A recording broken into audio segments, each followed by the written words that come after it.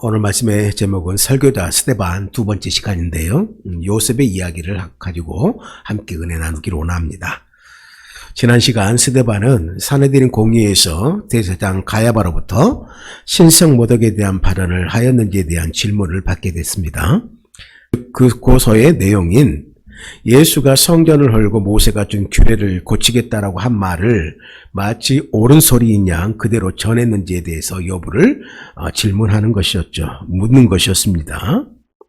이러한 질의에 스데반은 구약의 아브라함과 더불어 족장들의 이야기를 통해서 그들의 질문에 대한 변증을 하기 시작합니다.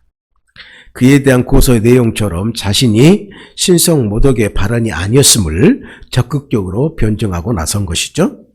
먼저 스데반은 아브라함의 이야기를 통해서 이런 내용으로 변증하고 있는 모습을 보게 됩니다. 즉 그 내용이 무엇이었냐면 유대인들의 선조로 여기는 아브라함, 이방 땅에서 우상 숭배하던 아브라함을 찾아가 부르신 것처럼 하나님은 어디에서든 자기 백성들을 부르실 수 있다는 것을 말했고, 모든 역사는 그렇게 하나님의 압도적인 주권과 사랑의 결과이지 결코 인간 편에서의 조건이나 자격으로 시작되는 것이 아님을 그들 앞에서 천명한 것이죠. 그러므로 아브라함처럼 바랄 수 없는 중에 바라는 것, 하나님 한 분만 의지한 채 모든 안전의 기반을 포기하는 것, 비록 400년 후에 이루어질 약속이라도 꼭 현실이 되리라 믿는 그것, 이방 땅에 객이 되고 종이 되는 고난을 통과하더라도 그 약속의 수혜자가 되는 것이 가장 큰 복이라고 믿으면서 기다리는 것, 그것이 하나님께서 바라시는 믿음이라는 것과 더불어서 그렇게 하나님의 말씀을 신뢰하는 백성이 있는 곳, 그 어디든지 하나님께서 기쁘시게 거하시는 거룩한 성전이 될 수 있다라는 사실을 아브라함의 이야기를 통해서 스데반은 교훈하고 있었다라고 하는 것입니다. 하지만 스데반 시대에 유대인들은 성경과 율법에 대해서 그렇게 생각하지 않았다는 것이죠. 그들 유대인들의 자부심은 성경과 율법 존재 자체였습니다. 그것이 있는 한 자기들은 다른 나라들과 구별된 축복을 받을 것이라며 선민된 의식을 가지고 있었고, 자신들은 언젠가 그 성전의 제사와 율법을 줄 수 있기 때문에 하나님께서 아브라함을 의로 여기셨던 것처럼 의인이라고 인정받을 것이라고 하는 것을 믿었다라고 하는 거예요. 성전과 그래서 하나님은 동일시되었고 율법의 소유와 율법의 준수가 동일시되는 삶을 그들은 살았다고 말하고 있는 것입니다. 그들의 의식 가운데 뿌리 깊게 자리하고 있었다라고 하는 것입니다. 그러므로 그들은 그들의 눈에 보이는 이 성전이 무너지는 것은 하나님이 무너지는 것이고 하나님 나라가 무너지는 것이라고 생각을 했습니다. 하지만 그들은 율법의 정신이나 의도는 생각하지 않는 채 다만 문자 그대로 1.1핵이라도 어기는 것이 하나님을 버리는 일이라고 생각했던 것입니다. 이에 스데반은 아브라함을 비롯한 족장들은 성전이 없을 때도 하나님과 잘 교제하고 소통하였고, 모세 율법이 없을 때에도 하나님의 말씀에 순종하여 믿음의 사람이라고 칭송을 받았고 하나님의 축복을 받아 누렸다라고 하는 것, 그리고 하나님의 약속을 신뢰하며 살았다는 것을 그들에게 전함으로써 그들의 성전에 대한 관념과 그들이 가지고 있었던 모세 율법에 대한 관념을 반박, 변증하고 있는 스데반을 보게 되어집니다. 두 번째, 오늘 요셉에 대해서 이야기를 하고 있는데요. 요셉의 이야기를 통해서 이 성경과 율법에 대한 부분들을 또한 변증하고 있는 모습을 보게 됩니다. 이제 스데반은 요셉이 애굽의 총리로 있을 때의 역사를 말하기 시작하는데요. 그런데 여기서는 아브라함과 족장의 시대와 분명히 다른 점이 있다라고 하는 것입니다. 그 점이 뭐냐면 조상들의 죄악이 구체적으로 언급되기 시작했다라고 하는 것입니다. 그럼에도 불구하고 하나님의 나라의 역사가 진행되고 하나님의 언약이 폐하여지지 않은 것은 하나님의 압도적인 신실하심 때문에 되어진 것이라고 특히 강조하고 있다라고 하는 것입니다. 9절부터 10절까지 함께 살펴보시죠.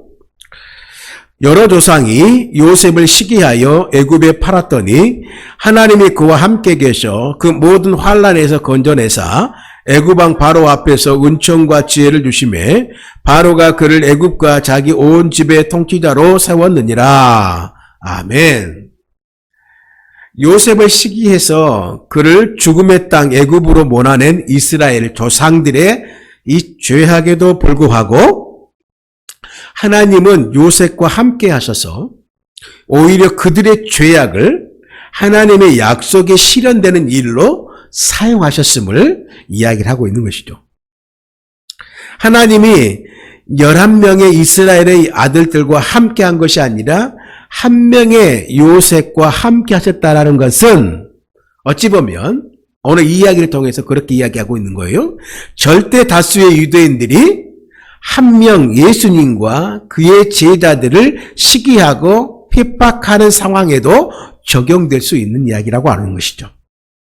요셉은 형들 때문에 애굽에 팔렸지만 하나님은 야곱의 후손들을 살리시려고 요셉을 애굽으로 먼저 보내시는 구원의 섭리, 은혜의 역사가 있게 하셨다라고 하는 것이죠. 야곱의 가족은 애굽으로 내려와 고센 땅에 정착하게 되죠. 요셉의 형들은 그가 죽었다고 생각했지만 하나님은 그를 애굽과 바로의 온 집의 통치자로 삼았다라고 이야기를 하고 있습니다. 이스라엘은 예수를 죽였지만 하나님께서는 그를 살려서 임금과 주로 삼아 메시아를 죽인 자들조차도 구원하시려고 하신 것이다. 이 형들의 시기는 분명 예수님을 향해 음모를 꾸민 유대 지도자들을 떠올리게 되고 요셉은 부활하여 왕이 되신 예수님과 또한 유대 지도자들의 시기에도 불구하고 예수님을 따르는 사람들을 떠올리게 한다라고 하는 것입니다. 예수님은 그래서 하나님께서 지혜와 은총을 입게 해주셔서 하나님 나라의 통치자가 되셨고 그 제자들이 이제 그 은총과 지혜를 받아 통치를 이어받고 있다라는 내용들을 은연중에 이야기를 하고 있는 거예요. 애굽은 거룩한 땅이 아닙니다. 하지만 하나님은 그곳으로 자기 백성들을 인도하셨어요. 그들을 가나안 땅에서 애굽으로 옮기시는 데 쓰신 두 가지 방법이 있는데 첫째는 기근과 두 번째는 요셉을 총리로 먼저 보낸 겁니다. 11절과 14절에 그 내용을 이야기를 하고 있는데요. 함께 살펴보시죠. 그때 애굽과 가나안 온 땅에 흉년이 들어 큰 환란이 있을세 우리 조상들이 양식이 없는지라 야곱이 애굽에 곡식이 있다는 말을 듣고 먼저 우리 조상들을 보내고 또 재차 보내매 요셉이 자기들 형제들에게 알려지게 되고 또 요셉의 친족이 바로에게 드러나게 되리라. 요셉이 사람을 보내어 그의 아버지 야곱과 온 친족 75사람을 청하였더니 애굽의 요셉과 함께 하신 하나님께서 야곱의 가족들을 당신이 있는 애굽으로 내려오게 하셨습니다. 하나님이 함께 하시니 이방 땅 애굽이 거룩한 땅이 되었습니다. 그리고 거기서 하나님이 주신 복을 그들은 누리게 됩니다. 하나님께서는 이방 땅인데도 자기 백성들과 함께 하시겠다라는 약속을 신실하게 이루시는 모습을 보게 되죠. 애굽 땅 고센이 하나님의 성소였고 성전이었다라고 하는 것입니다. 하나님의 약속을 기억하고 하나님의 인도하심에 순종하는 백성들, 그들이 애굽에 살았지만 애굽을 따라 살지 않는 거룩한 백성들 안에 주님은 성소가 있기 전부터, 이 성전이 있기 전부터 이미 임재하여 영광을 받으셨다는 사실을 강조하고 있는 것입니다. 그러므로 애굽 제국도 하나님의 피조물이며 하나님이 다스리고 임재하시는 성전이 되었다라고 하는 것입니다. 야곱은 애굽에 있는 동안 죽었지만 그의 시신은 가나안 땅에 묻히게 됩니다. 15절과 16절인데요. 야곱이 애굽으로 내려가 자기와 우리 조상들이 거기서 죽고 세겜으로 옮겨져 아브라함이 세겜 하몰의 자손들에게서 은으로 값주고 산 무덤에 장사되니라. 아멘. 세번역 성경을 보면 상황을 자세하게 설명을 해주고 있는 모습을 보게 됩니다. 세번역 성경 7장 15절 16절 보면 이렇게 기록하고 있어요. 야곱이 이집트로 내려가서 그도 거기서 살다가 죽고 우리 조상들도 살다가 죽었습니다. 그리고 그들의 유해는 나중에 세겜으로 옮겨서 전에 아브라함이 세겜의 하몰 자손에게서 은을 주고 산 무덤에 묻히게 되었습니다.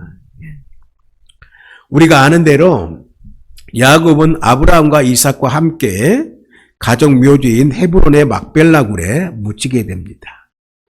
반면에 야곱의 아들 요셉은 그의 유언대로 분배받은 그 지파의 땅인 세겜에 매장되었는데, 이는 요셉의 유언은 이 땅 가나안으로 돌아오게 하겠다라고 하신 하나님의 약속을 향한 믿음의 강렬한 표현이었다라고 하는 것을 보게 됩니다. 여호수아서는 요셉의 뼈가 세겜에 이장되었다는 소식으로 마무리가 되는 것을 보게 됩니다. 이는 요셉이 유언으로 그것을 남겼기 때문입니다. 그 이야기는 바로 이 땅 가나안으로 돌아오게 하겠다라고 하신 하나님의 약속을 향한 거룩한 믿음의 표현이었다라고 하는 것을 말씀하고 있는 것이죠. 여호수아서 24장 32절 이렇게 이야기합니다. 또 이스라엘 자손이 애굽에서 가져온 요셉의 뼈를 세겜에 장사하였으니 이곳은 야곱이 100크리스트를 두고 세계의 아버지 하몰의 자손들에게서 산 밭이라. 그것이 요셉의 자손의 기업이 되었더라. 이렇게 요셉의 이야기가 마무리가 되는데요. 말씀을 정리하면 이렇습니다. 오늘 스데반은요, 아브라함과 족장들의 이야기를 계속 이어가고 있어요. 그 이야기가 계속 되어지면 될수록 우리는 오늘 스데반이 지금 논증하고 증거하고 있는, 변증하고 있는 그 이야기를 통해서 탁월한 논쟁자의 모습을 발견하게 됩니다. 그의 탁월함을 보게 돼요. 예수님을 알기 전까지 어떻게 보면 스데반도 자신을 재판하고 있는 이 유대인들처럼 구약 성경을 그렇게 바라봤을 거예요. 선민 중심으로, 이스라엘 중심으로 보았을 것이라는 것이죠. 그는 헬라파 유대인 출신입니다. 팔레스타인 밖에서 살다가 모든 것을 정리하고 예루살렘으로 지금 이주할 정도로 어떻게 보면 그는 극렬한 성전 우파 유대인이라고 볼 수 있는데, 그런 그가 평생 지켜온 신념을 버릴 수 있었던 것은 예수님과의 만남 때문이었다라고 하는 것입니다. 그의 설교를 들어보면 그가 단순히 그 이전의 이스라엘 역사와 상관없이 예수라는 인물 자체에 매료되었거나 그의 부활 때문에 신속하게 변화된 것만이 아님을 우리가 볼 수 있는 것이죠.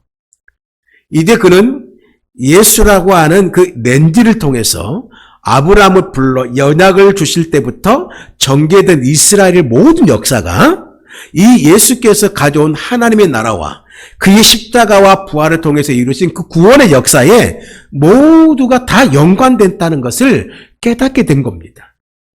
그래서 그 이스라엘 역사의 그 조상들의 이야기를 통해서 오늘 이 복음을 증거하고 있는 것입니다. 그는 우리가 예수를 믿는다, 복음을 믿는다라는 말이 무슨 뜻인지를 우리에게 보여주고 있습니다.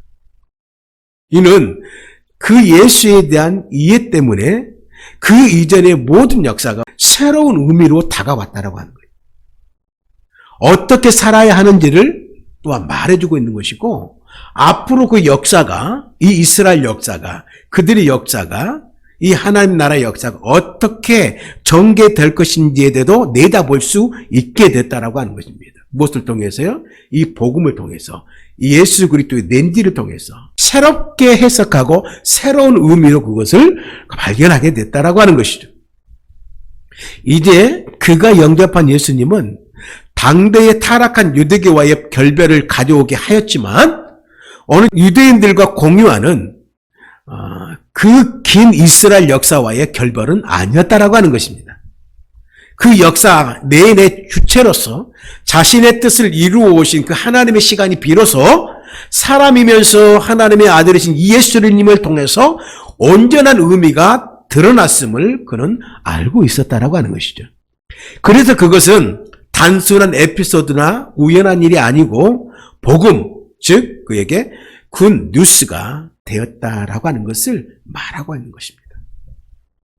여러분, 그래서 오늘 이 스데반의 공의 앞에서 당당히 서서 그가 전한 설교를 들으면서 새롭게 느끼며 배우게 되는 것이 있어요. 지난 시간에도 말씀드렸지만 다시 한번 반복해 드립니다. 우리가 스데반이 갖고 있는 이 복음에 대한 이해, 그 이해에서 나오는 확신, 그 확신에서 나오는 담대함, 그 담대함에서 나오는 그 지혜를 머리가 아니라 가슴으로, 아니 가슴이 아니라 손과 발로 체화된 삶을 살아야 하는 것과 더불어 우리가 얼마나 더 우리가 믿는 바에 대해서 이 복음에 대하여 알아야 하고 살아야 하는지를 이 스데반의 설교를 통해서 우리는 다시 한번 깨닫게 되고 또한 배우게 된다는 이야기시죠.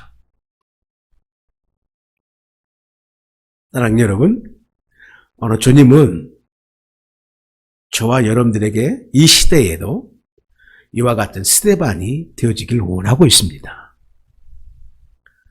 믿음의 선배 스데반처럼 어떤 상황, 어떤 위협 앞에서도 하나님의 구원을 변증하고 내가 믿는 대로 살아내기 위하여 몸부림치는 믿음의 사람, 오늘 말씀의 사람, 신실한 증인, 복음의 사람으로 거듭나여서 이 오늘날 하나님이 기뻐하시는 제2의 스데반이 되어지기를 주님의 이름으로 축복합니다.